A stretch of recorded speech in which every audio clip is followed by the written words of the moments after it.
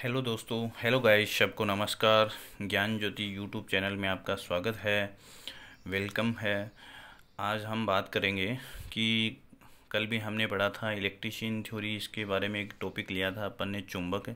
तो वो कोई कॉल आने की वजह से वो थोड़ा सा बीच में रह गया था, वो पार्ट वो पूरा नहीं हो पाया था।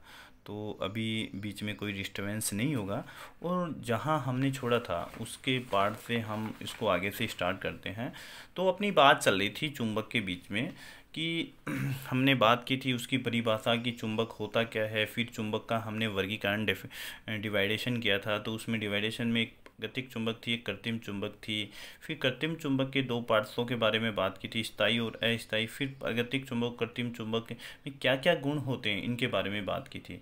उसके बाद हमने बात की थी कि स्थायी चुंबक और अस्थायी चुंबक में क्या अंतर होता है, जिसकी वजह से इसको स्थायी कहा जाता है और इसको अस्थायी कहा जाता है। अब हम इसमें आगे की बात करेंगे। इसमें हमने पहला पॉइंट पढ़ा था कि स्थायी चुंबक होते हैं, इनको एक बार चुंबकीय करने के बाद इनको चुंबकत्व सदैव विद्यमान रहता है। ऐसा एक है, इसमें एक बार इसको अगर चुंबकित कर लिया जाए तो वापस से इसको चुंबकित करने की आवश्यकता नहीं पड़ती, वो इसमें चुंबकत्व का गुण विद्यमान रहता है। और एक स्थायी चुंबक का यह गुण है कि इसको चुंबकत्व सिर्फ तब तक ही रहता है, विद्यमान रहता है, जब तक विद्युत धारा का प्रवाह होता रहता है। अब हम इसमें आगे बात करेंगे दूसरे पॉइंट की, कि इसमें दूसरा पॉइंट क्या है। दूसरा पॉइंट की बात करें तो इनका जो सामर्थ्य है, इनका जो सामर्थ्य है वो कम होता है।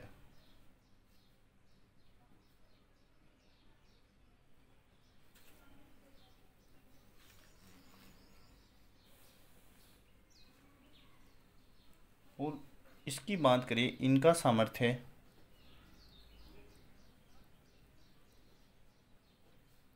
अधिक होता है।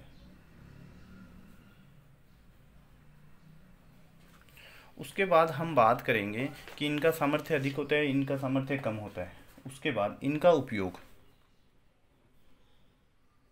स्थायी चुंबक, इनका उपयोग दिशा सूचक यंत्र,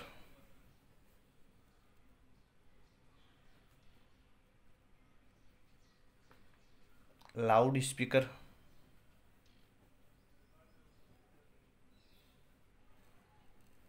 headphone, PMMC permanent magnet moving coil यंत्र आदि में करते हैं। अगर हम इसको पूरा का पूरा वापिस से बताया जाए, इनका उपयोग जो दिशा सूचक यंत्र आते हैं इनके अंदर भी इसी का ही उपयोग होता है। वो जो लाउड स्पीकर, हेडफोन जो आम जीवन में हम यूज लेते हैं, इन PMMC permanent magnet moving coil, इन सभी यंत्रों में इस स्थायी चुंबक का ही प्रयोग किया जाता है। उसके बाद अगर अस्थायी चुंबक की बात की जाए तो इनका चुंबकीय क्लच में, वैद्युतिक क्रेन में,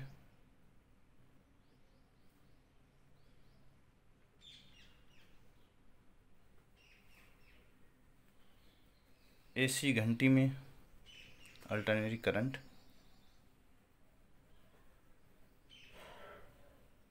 आदि में होता है।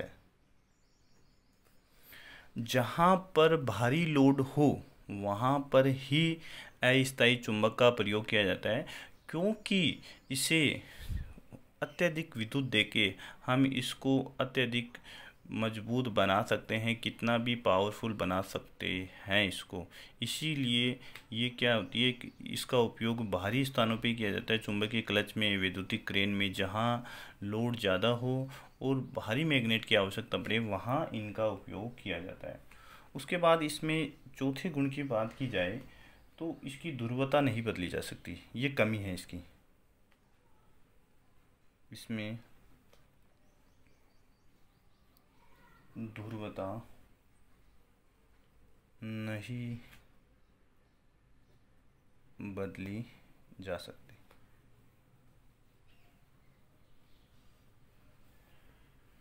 और इसकी बात की जाए तो इसमें ध्रुवता को बदला जा सकता है।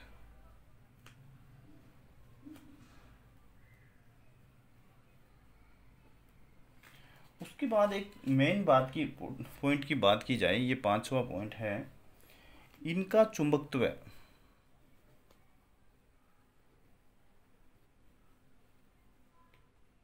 दिन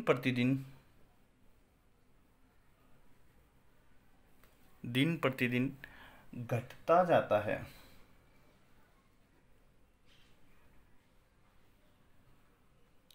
इनमें ये कमी है, इसको अगर बहुत सारे दिनों तक पड़ी रहे, इनका यूजेज नहीं हो, तो इनका चुंबकत्व है वैसे भी इसको बहुत समय बाद इसका सामर्थ्य है वो कमज़ोर होने लग जाता है और घटने लग जाता है। लेकिन अगर अस्थायी चुंबक की बात की जाए तो इनका चुंबकत्व सप्लाई धारा पर निर्भर करता है। अगर सप्लाई धारा अधिक होगी तो चुंबकत्व बहुत अच्छा बनेगा, वो कम होगी तो कम बनेगा। उसके बाद अगर एक मेन बात की जाए, पॉइंट की बात की जाए, इसे बनाने में कौन से पदार्थ उपयोग किए जाते हैं। जैसे बनाने में पदार्थ की जो स्थायी चुंबक है, इसमें कौन कौन से मेटल्स का प्रयोग किया जाता है। प्रयुक्त पदार्थ अगर बात की जाए तो एक तो इसमें कार्बन स्टील,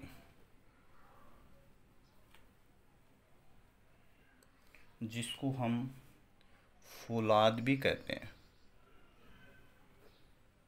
दूसरा कोबाल्ट स्टील।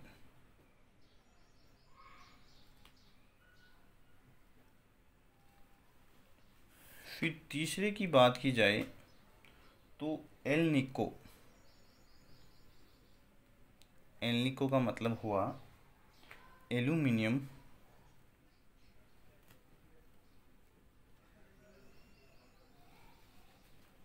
प्लस निकल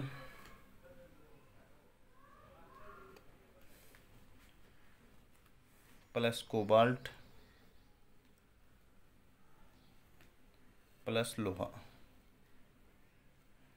इन सभी धातुओं से मिलकर एल्निको बनता है। एल्यूमिनियम, लोहा, निकल, कोबाल्ट। ऐसे भी इसको अगर कई बार क्वेश्चनों में ऐसे पूछा जाता है कि एल्निको में कौन कौन सी धातुएं हैं, तो बताया जा सकता है एल्यूमिनियम, लोहा, निकल, कोबाल्ट। तो ये धातुएं एल्निको में होती है।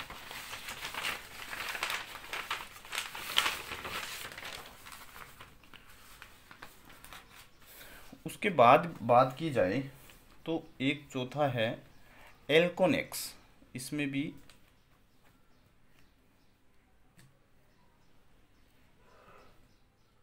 स्थायी चुंबक और अस्थायी या विद्युत चुंबक। एक होता है एल्कोनेक्स। अब एल्कोनेक्स में होता है एल्यूमिनियम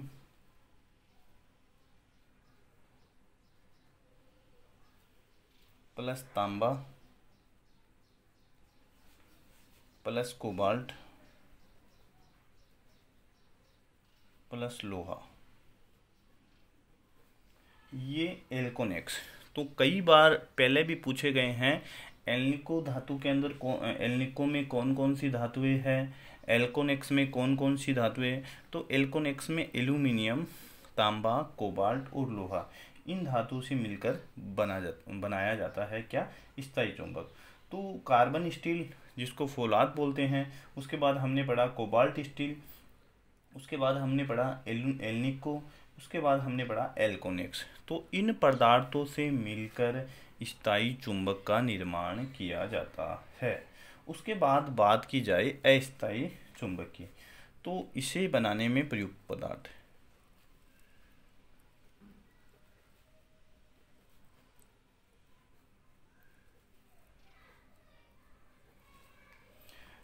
इसमें लिया जाता है सिलिकॉन स्टील।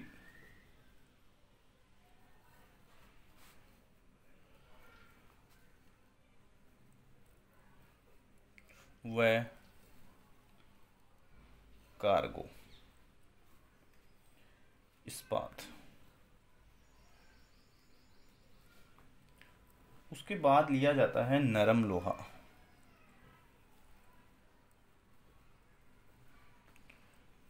और लिया जाता है परमेलोय।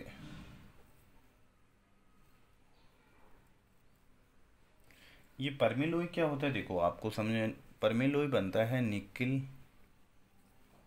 प्लस लोहे से, जिसको हम, ऐसे भी क्वेश्चन आते हैं कि परमेलोय में कौन कौन सी धातुएं मिक्स है, तो निकिल प्लस लोहा। उसके बाद म्यू मेटल।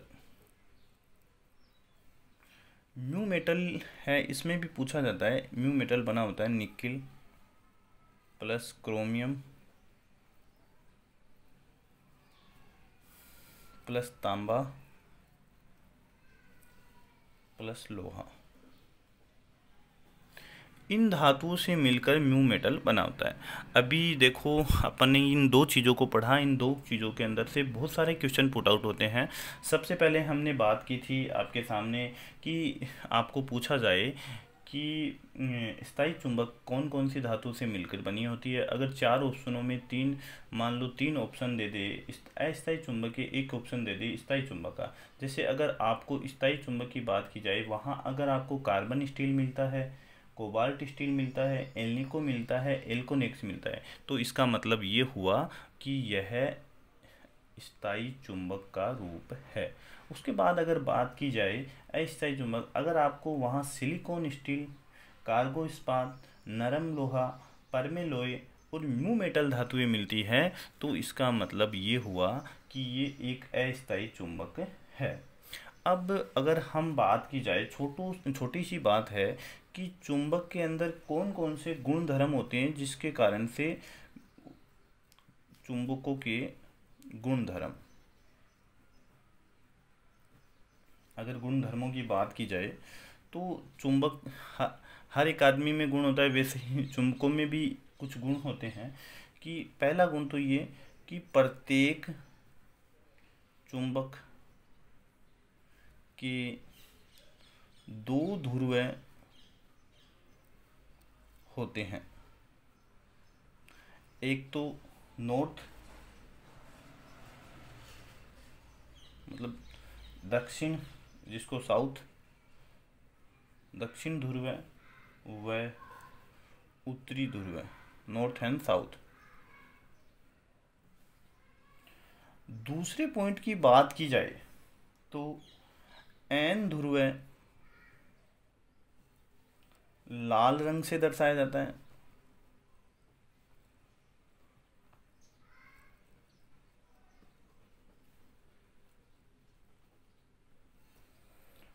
तथा एस ध्रुव नीले रंग से। ये क्वेश्चन भी काफ़ी बार पूछा जाता है कि एन ध्रुव का रंग कौन सा होता है और एस ध्रुव का रंग कौन सा होता है। तो हमें ये भी याद रखना है, एन ध्रुव को हमेशा लाल रंग से और एस ध्रुव को हमेशा नीले रंग से। अगर कई बार हमें ऐसे ही एक चुंबक की छड़ दे दी जाए और उसके दोनों कोनों के ऊपर एक रेड कलर की टेप हो और एक ब्लू कलर की, और इसमें हमें पहचानने के लिए दिया जाए, तो पूछा जाए तो क्या होगा, तो वहाँ ये पता होना चाहिए हमें एन ध्रुव हमेशा लाल रंग का होता है और एस ध्रुव हमेशा नीले रंग का होता है, और दोनों का सामर्थ्य समान होता है, दोनों का सामर्थ्य समान होता है। उसके बाद अगर तीसरे पॉइंट की बात की जाए, प्रत्येक चुंबक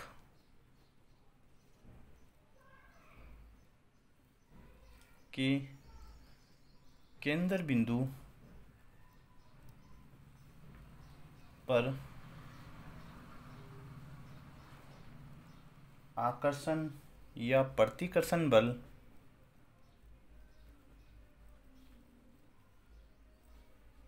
का मान शून्य रहता है।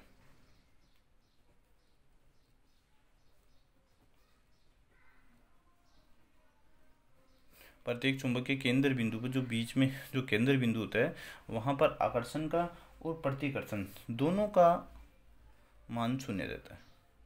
चौथे पॉइंट पे बात की जाए, चुंबक को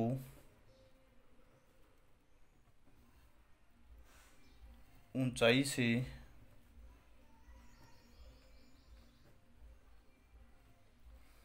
गिराने पर, पीटने पर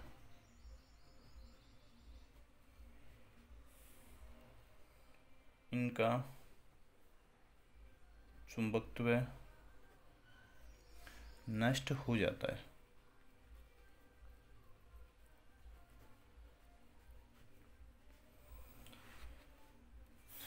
अगर पांचवें पॉइंट की बात की जाए, प्रत्येक स्थायी चुंबक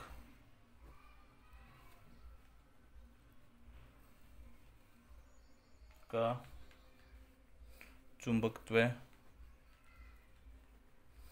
दिन प्रतिदिन कमजोर होता है।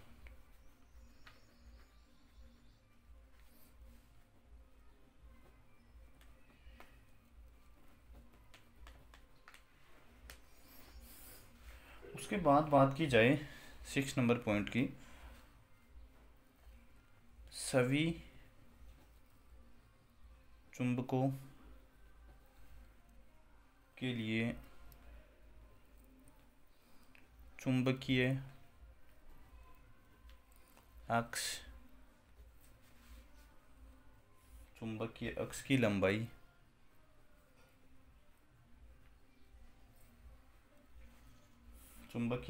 की लंबाई चुंबक की कुल लंबाई से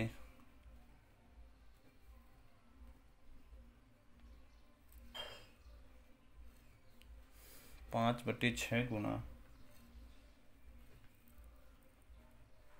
होती है। ये गुण भी होता है। सभी चुंबकों के लिए जो चुंबकीय अक्ष की लंबाई होती है उस चुंबक की कुल लंबाई से 5/6 गुना होती है। 7 नंबर पॉइंट की बात की जाए, ध्रुवों पर बल रेखाओं का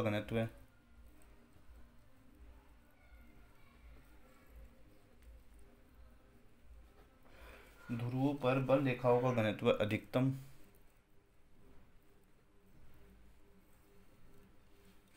और केंद्र पर शून्य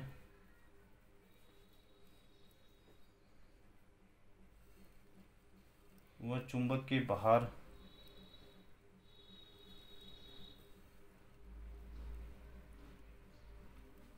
घनत्व का मान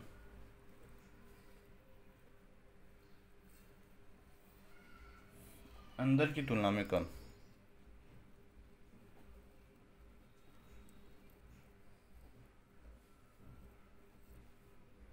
अगर इस पॉइंट पे बात की जाए तो ये बहुत ही इम्पोर्टेंट पॉइंट है।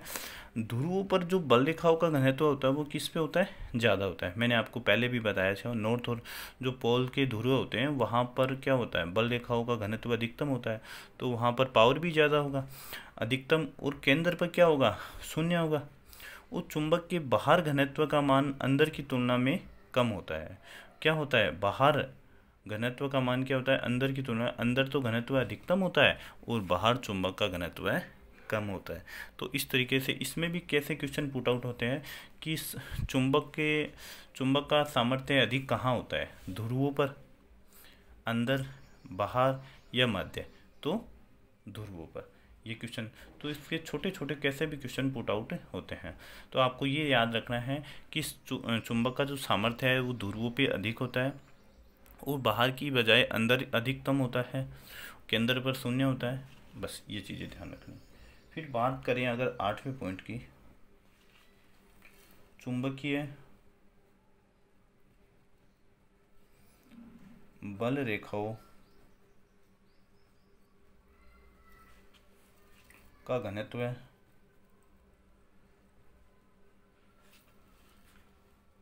चुंबकीय बल रेखाओं का घनत्व है, या चुंबकीय बल रेखा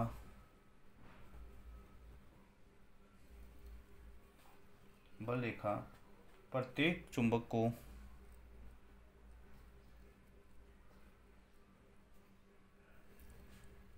गोल बनाने का प्रयास करती है।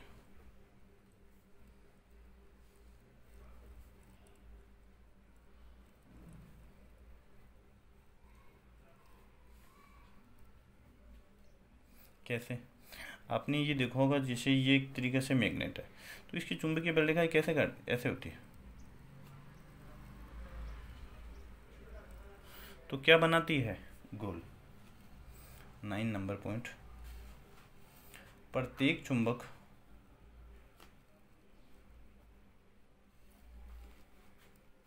को, ये भी बहुत बार पूछा जाता है, स्वतंत्रता पूर्वक लटकाने पर उसका एस पोल या ध्रुव दक्षिण दिशा में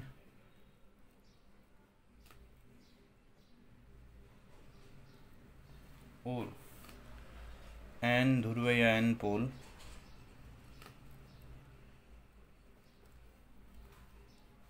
उत्तरी दिशा में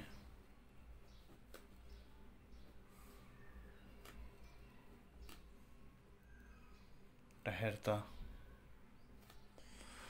है। ये भी एक मेन पॉइंट है कि हमेशा अगर चुंबक को स्वतंत्रतापूर्वक लटकाया जाए, इस पर भी क्वेश्चन बनता है कि अगर स्वतंत्रतापूर्वक चुंबक को लटकाया जाए तो वो कैसे ठहरेगी, तो जिसका अगर ऐसे भी पूछा जा सके, उसका एस ध्रुव कहाँ ठहरेगा, एन ध्रुव कहाँ ठहरेगा, तो उत्तर दक्षिण, मतलब जो नॉर्थ है, उत्तरी ध्रुव है वो नॉर्थ की तरफ, जो दक्षिण ध्रुव है वो साउथ की तरफ। उसके बाद अगर एक पॉइंट की बात और की जाए, 10 नंबर पॉइंट, चुंबक का सामर्थ्य बनाए रखने के लिए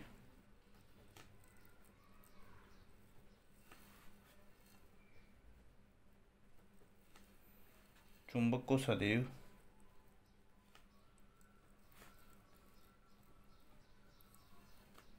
कीपर में रखा जाए, मतलब उसको इस चुंबक रखने का ये स्थान है, कीपर में रखा जाए,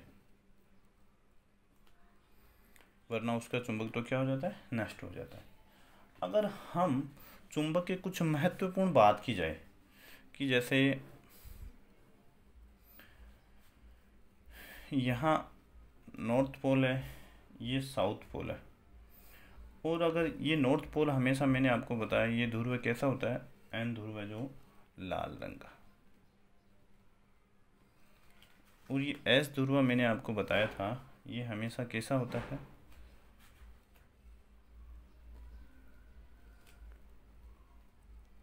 नीले रंग का, और ये क्या है,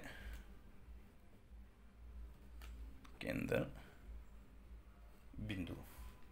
और यहाँ जो आती है, ये आती है चुंबकीय अक्ष, और ये जो होती है बीच में, मध्य में, वो होती है चुंबकीय उदासीन अक्ष। इससे इतने सारे क्वेश्चन पुट आउट हो रहे हैं, ये देखिए आप, कि चुंबक होता है, इससे बहुत सारे क्वेश्चन पुट आउट होते हैं। ऐसे पूछा जा सकता है, एन ध्रुव कैसे रंग का होता है, एस ध्रुव कैसे होता है, केंद्र बिंदु में जो सामर्थ्य होता है वो कैसा होता है, बाहर कैसा होता है, और केंद्र बिंदु कहाँ होता है, चुंबकीय उदासीन अक्ष है, मैंने आपको यहाँ भी थोड़े से रूप में बताया कि इस तरीके से ये चुंबकीय बल रेखाएं काटती है, जो तो बीच के अंदर हुआ ये चुंबकीय उदासीन अक्ष होता है, ये चुंबकीय अक्ष है, ये जो है ये चुंबकीय अक्ष है, और ये बीच वाला चुंबकीय उदासीन अक्ष है, ये इसका केंद्र बिंदु है। तो इस तरीके से इससे भी बहुत सारे क्वेश्चन है वो पुट आउट होते हैं। हम आगे वाले जो पार्ट्स है आगे वाले वीडियो में बात करेंगे कि ध्रुव क्या होता है, चुंबकीय अक्ष क्या होता है, चुंबकीय उदासीन अक्ष क्या होता है, चुंबकीय फ्लक्स क्या होता है, चुंबकीय फ्लक्स घनत्व क्या होती है, चुंबकीय बल रेखाएँ क्या होती है। इन हर एक पॉइंट के बारे में बात करेंगे और अच्छे से इनको विस्तार से पढ़ेंगे, जिससे ये हमारा पॉइंट है, ये टॉपिक है, वो अच्छे से क्लियर हो जाए। अगर हमारे एग्जाम में छोटे से छोटा पॉइंट भी आए, छोटे से छोटा क्वेश्चन भी पुट आउट हो कैसे भी अंदर बारीकी से, तब भी हम उसका सॉल्यूशन कर सकें। तो आपको आज हम इस वीडियो के अंदर इतना ही पॉइंट पढ़ाएंगे, और नेक्स्ट वाले वीडियो के अंदर इससे आगे की बात करेंगे, जिसके अंदर हम आगे के पॉइंट है वो आपको बताए जाएंगे कि किस तरीके के पॉइंट है, कौन कौन से पॉइंटों से क्वेश्चन बनते हैं, कैसे कैसे आते हैं, वो आगे का अध्ययन है, वो नेक्स्ट पार्ट 3 के अंदर करेंगे।